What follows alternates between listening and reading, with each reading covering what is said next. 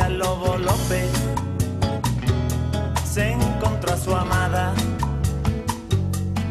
Hace cuánto tiempo y me alegro tanto, no me lo esperaba. Ella le pregunta, nada personal, ¿qué has estado haciendo? Lobo le responde, todo sigue igual.